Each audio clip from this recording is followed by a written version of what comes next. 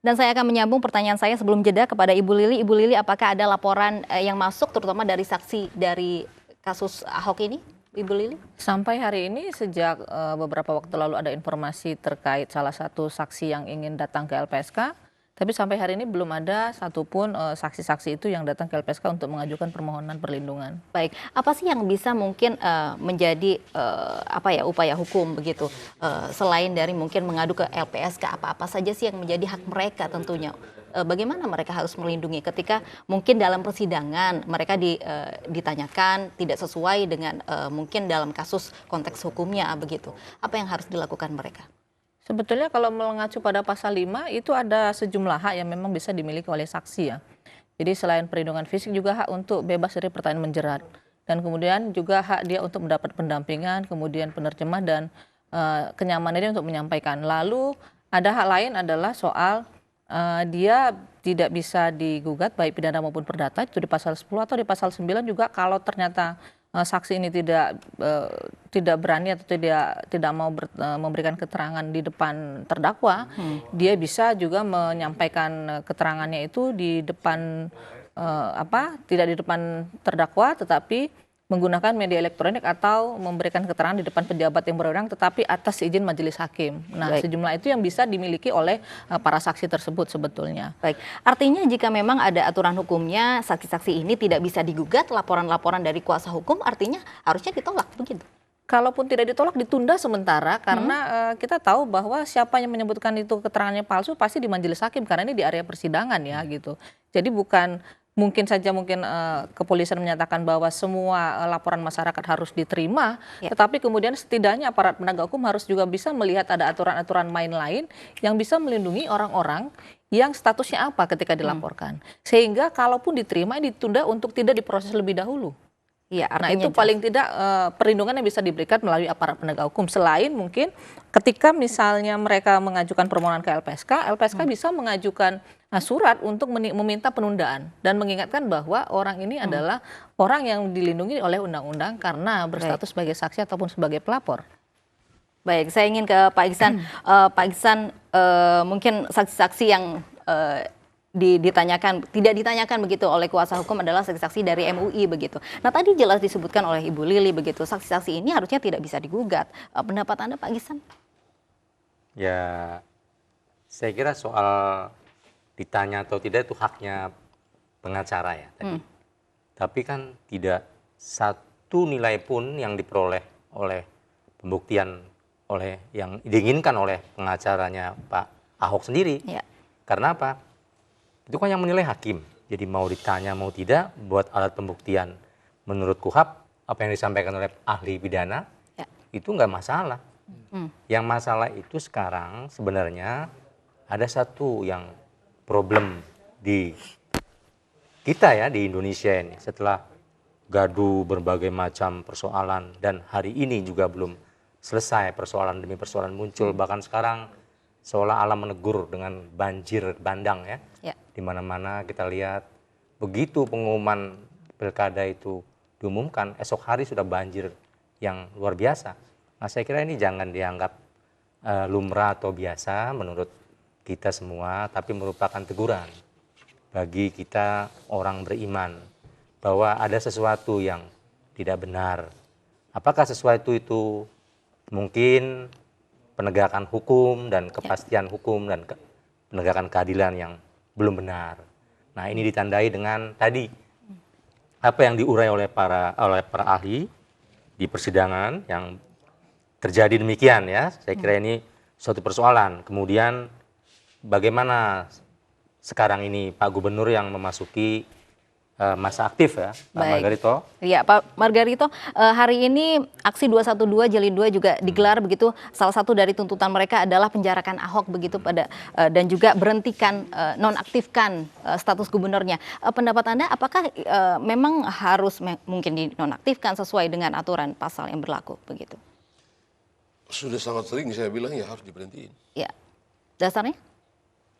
Ya sudah sangat sering pula saya bilang itu pasal 83 ayat 1 dan 2 dan pasal 156 itu simetris, saling tercakupi, saling terliputi. Jadi nggak ada alasan untuk tidak berhentikan. Dan itu sudah berkali-kali saya bilang. Tapi pertanyaannya di sini kan ada 2 pasal alternatif begitu.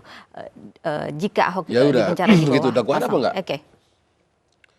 Dakwaan alternatif itu dibicarakan dalam pasal dalam undang-undang apa enggak?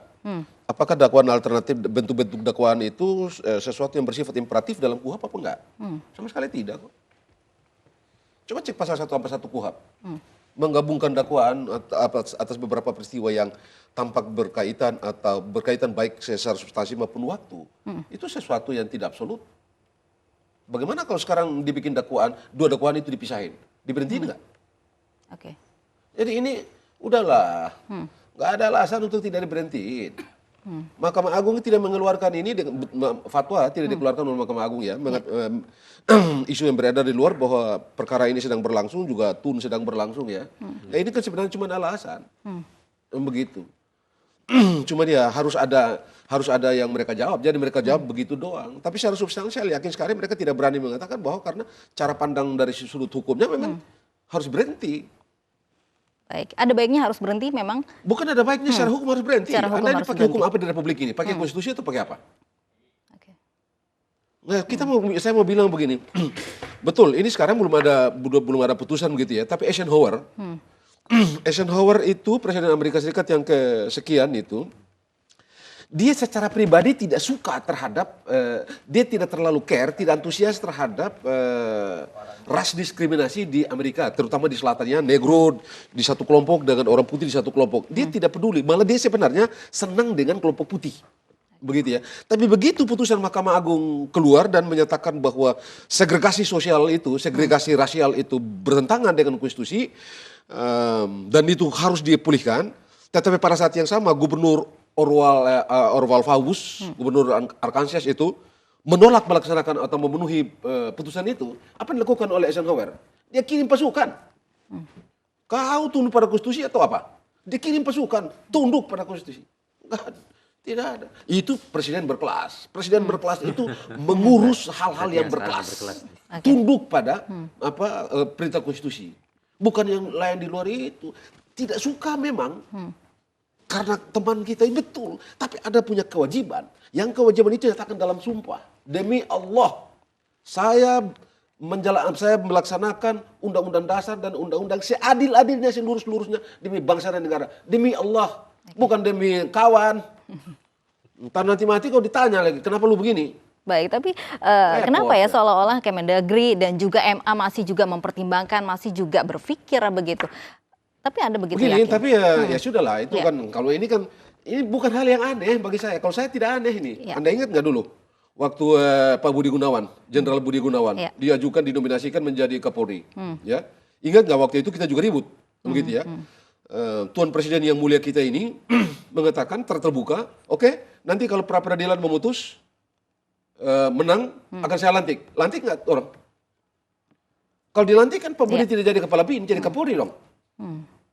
Begitu kan? Baik. Nah sekarang sama saja. Kemarin sama Dhanil, itu ketua pemuda Muhammadiyah, waktu ketemu dia bilang, saya tunggu pendapat formal.